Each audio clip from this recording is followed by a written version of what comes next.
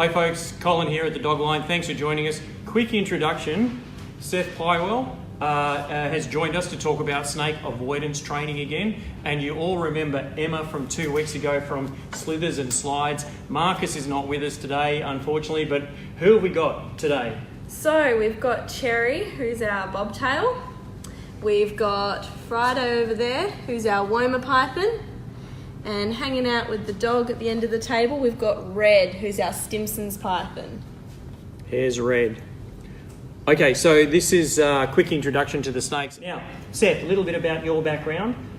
You actually introduced snake avoidance training into Australia a little while ago. Well, technically I didn't introduce it to Australia, but what I did is I made it available with Marcus. We made it available to the general public. This training was originally just with specialised working breeds and available only to specialised trainers with certain scent detection dogs and tracking dogs. And what we did is we unlocked it and made it available to the general public. That's excellent because now Seth was giving me a couple of figures. The number 2 cause of death for dogs in Australia is? The number 2 cause of violent death in dogs, and that's snake bite. Okay, so that's pretty significant. Now, the number 1 cause of violent death in dogs. Violent death in dogs. We'll be very clear about this. Is violent death in dogs, but it's not very pretty. Is actually getting hit by a car. So not only will we be talking about avoidance training for snakes, but this relates to having effective control over your dog at all times. So we'll talk about things that can happen in the park.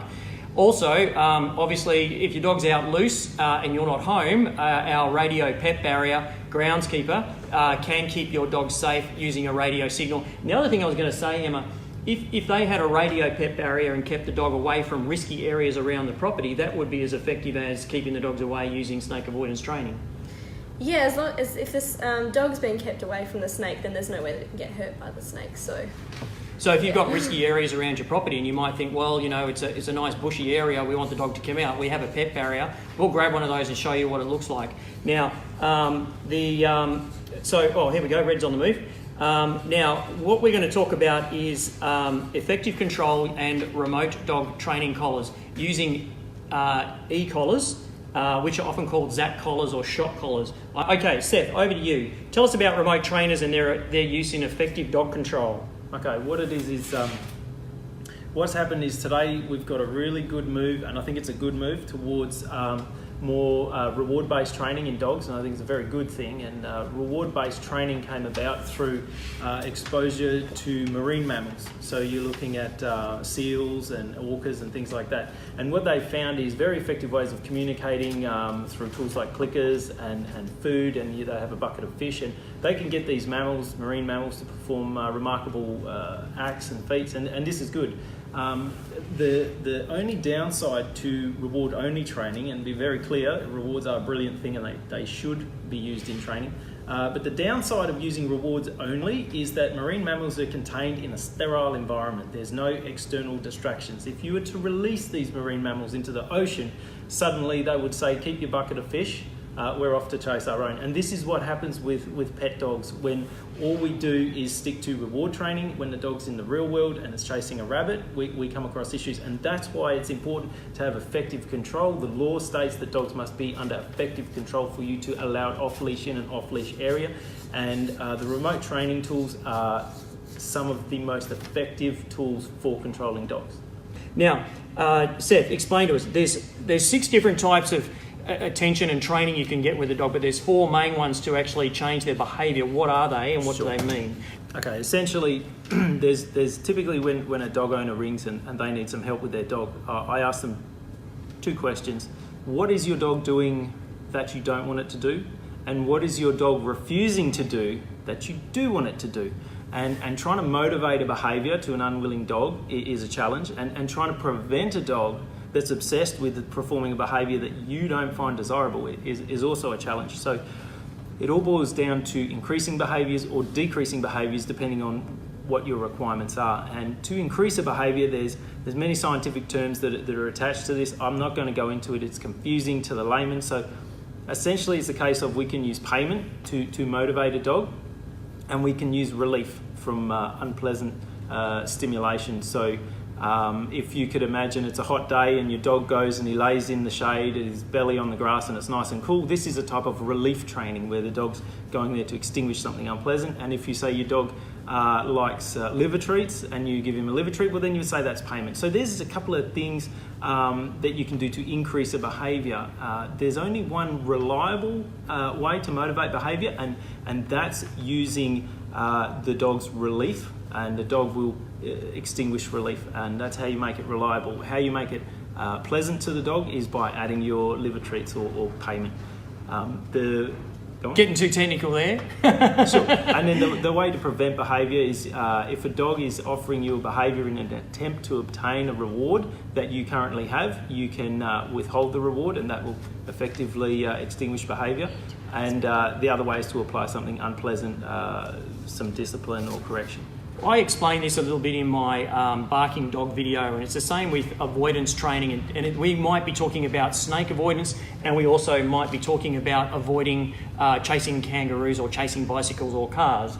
That if your dog's comfort zone, there we go, Friday, if your dog's comfort zone is here, and it is barking quite consistently, then you need to come in just above its comfort zone to teach it that it's not worth barking. Now, if your dog is under control in the park under normal circumstances, and you have a treat or a squeaky toy that it loves and it does good recall, if it sees something that it perceives to be of higher value, it is not going to come back for you. 100%. That's where your reward only training starts to fall apart. The administering and withholding of rewards, that's where it falls apart. When the dog says you can keep your liver treat and I'm going to chase the rabbit, that's where you're in trouble. Yep. And that's where you need a reliable form of feedback, and that's where I find these tools really come into their own. Okay, and look, they don't have to be used all the time, but if you've got one and you're in that situation where the dog is going up to a dangerous situation, like it's going near a bush or whatever, and looking inquisitive because it thinks something is in there, even though you've done snake-proof training, you might still want to have some way of saying, don't go there, and recalling the dog or giving it some sort of reminder, where these good quality remotes have like non-stimulating beepers and vibrations and multiple levels of stim to gauge what you need to do. So, all right, now we'll get straight into the snake avoidance training because this is a lot more to it than I thought. So, location sensitivity and being collar-wise, and how does that all work? Good explanation here. Okay, when it comes to dogs, I'll address the collar-wise first. When it comes to a collar-wise dog, that's a dog that has learnt that the remote training collar is what brings discipline and control, and when the remote training collar is removed, it can revert to chasing rabbits or refusing to come when called and so on. So the way around getting a collar-wise dog is we need to teach it that the remote collar isn't the source, and we need to trick the dog so it can create a superstitious belief. And one of the things we do is we put the remote training collar on the dog and we give the dog rewards and so forth, but the remote collar is never used until an additional collar or a bell is fitted to the dog, and then and only then do we activate the remote collar. And what happens there is the dog starts to believe that the collar or the bell that you attach prior to using the remote collar is in fact what controls the stimulation. And that way, for example, if you have a barking dog and you put a bark collar on it, you don't turn the bark collar on, you allow it to continue barking, then you fit a bell,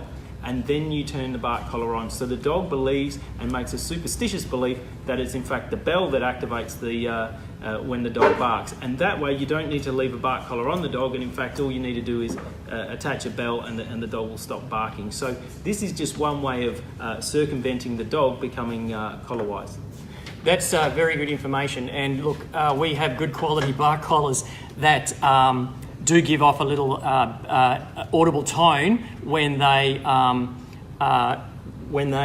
do get a correction from the bark collar. But that's quite important, because if you put a collar on the dog and it goes and performs and it does the right thing for you, then you take the collar off. It can say, well, okay, that thing's gone now, I can do what I want. But if you have the collar on all the time and you then put a working collar on, now we're in business, we're going for a walk, I have to do as I'm told, then you take that off and then the dog is free to play and release. Now, there's a little bit that goes into snake avoidance training, and tell us about teaching a dog to avoid a snake that's in a box or a cage. What happens there? Okay, this is just going to take me a while, so bear with me. what happens is the way dogs learn is we need to generalize this training, which means if I produce one reptile and I put it in one location, particularly if I put it in a box, the dog believes that it's this individual reptile in this individual location, perhaps in this individual box, that it's understanding and learning. So if you remove this reptile and you put a different reptile there, or if you put this reptile in another location, the dog doesn't see a problem with engaging the reptile. So what we need to do is teach the dog it's not this individual snake. It's not sweet pea's not the bad snake, or red's not the bad snake. It needs to learn that it's all snakes, and there's a rule for that, and that's a minimum of 10 snakes in 10 different locations to generalize across all snakes. So if we have like rubber snakes, dead snakes, or snake skins, how does that respond? Rubber snakes, dead snakes, and snake skins, they're absolutely brilliant at teaching the dog to avoid rubber snakes, dead snakes, and snake skins. They do nothing to teach the dog to avoid live snakes.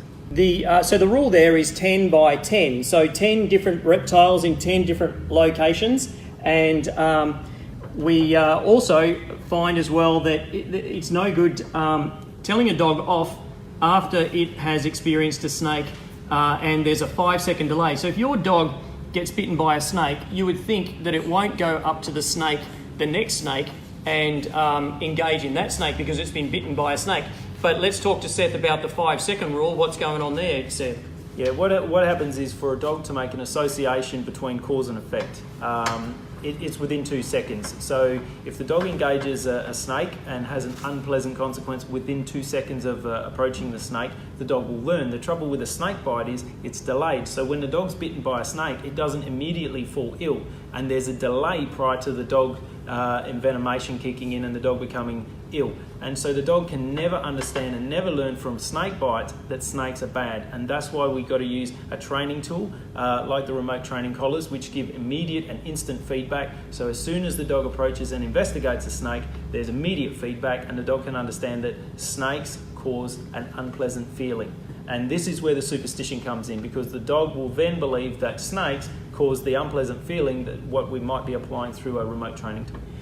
Seth was telling me about dogs are very superstitious, so if they get a correction or taught that thing in the cage is what's causing the unpleasant sensation from a remote trainer, then they're going to think it's that cage, and you take that thing out of the cage, they're going to go up to it every time. So you could put a can of Coke in a snake cage and teach the dog, oh, there you go, we're actually teaching the dog to stay away from snakes or cans of Coke, and take the can of Coke into another location, and the dog will go up and engage. So if we talk about 10 different types of snakes in 10 different types of locations, then you've got a broad aspect. Now we're going to tell a story about two individuals who have had their dogs trained and snake proofed. One of them had their dog snake proofed and minimum snakes in cages, etc., and the other one did the 10 by 10 rule. So tell us about what happened there when they're walking along there, Seth.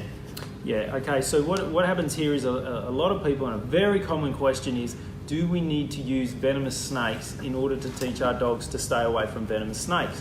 And I have access to venomous snakes. I can use venomous snakes. I don't choose to use venomous snakes. I used to. I don't find that they're necessary, and I find that it's a risk handling venomous snakes when it's unnecessary. So the quick story I'll tell you is of a guy called Dane. Hi, Dane. And he had a friend, and she'll remain nameless. And so these two guys, they went separately. Dane came and trained with Dr. Shay Rogers. Hi, Dr. Shay. She's a veterinarian down in Albany, Nullakai Veterinary Services.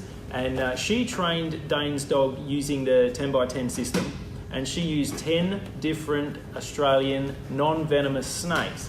And what happened through the training is the dog learned that not just this individual snake's bad, or that individual snake's bad, or it's only in this location that snakes are bad, or that location snakes are bad, but Dane's dog actually learned through the course that all snakes, anywhere, at all times, are bad.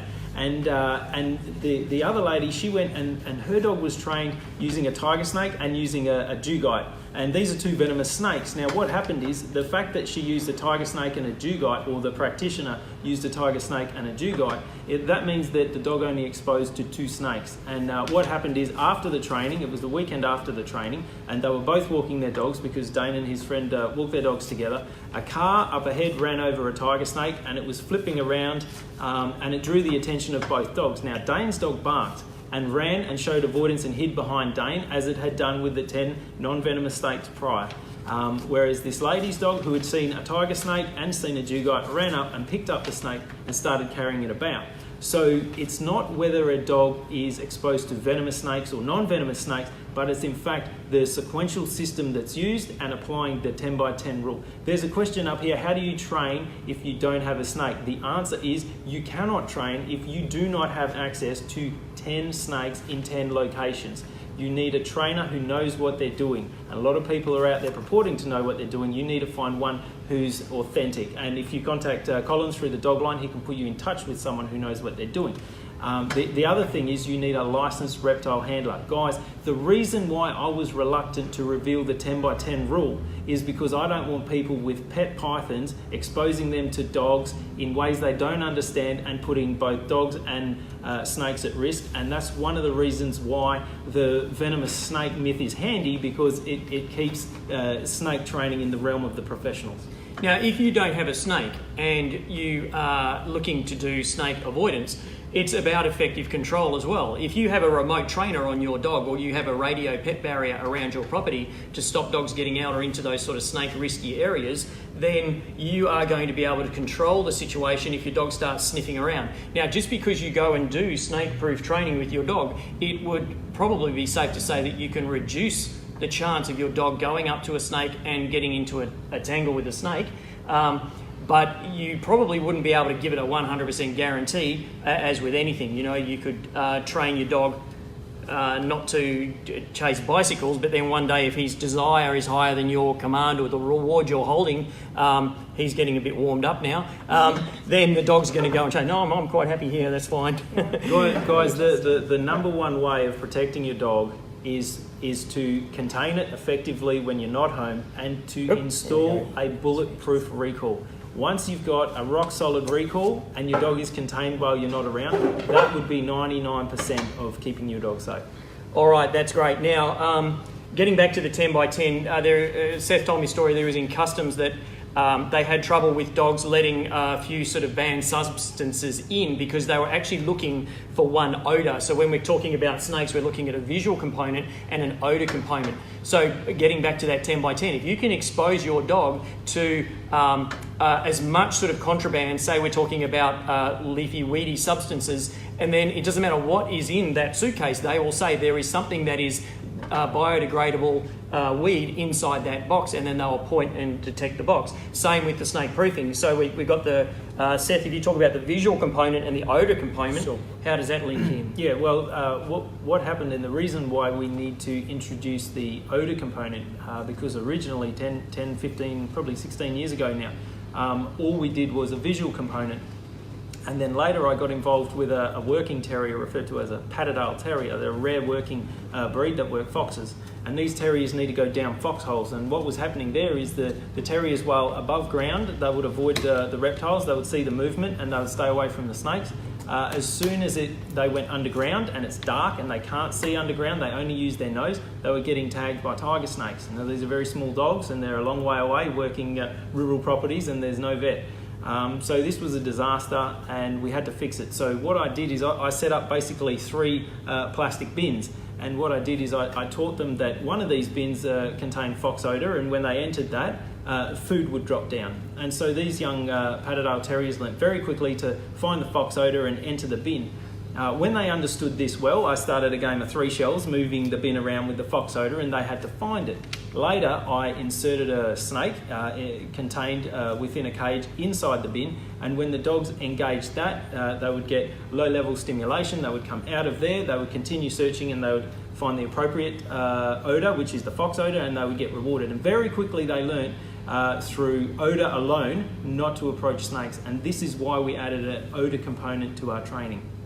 Now, if you are worried about going for a bushwalk and your dog approaching snakes, The remote trainers are an exceptionally good way to control your dog at distance if you get a good quality one. And, okay, so we're going to do a bit of a scan around and say goodbye from the gang. This is Sweet Pea, our olive python. We do have Dread over the back here. He's been a little bit sleepy, so he's not a lot of fun today. And good night from Red, our Stimson's python. And Seth, thanks, mate. That was awesome. My pleasure, really good to Colin. catch up with you again. And Emma, thank you again. And we will see you all guys on our next live, and stay tuned for our next competition, which will be coming up soon. Please share this post as much as you can, because it is good information leading up to summer.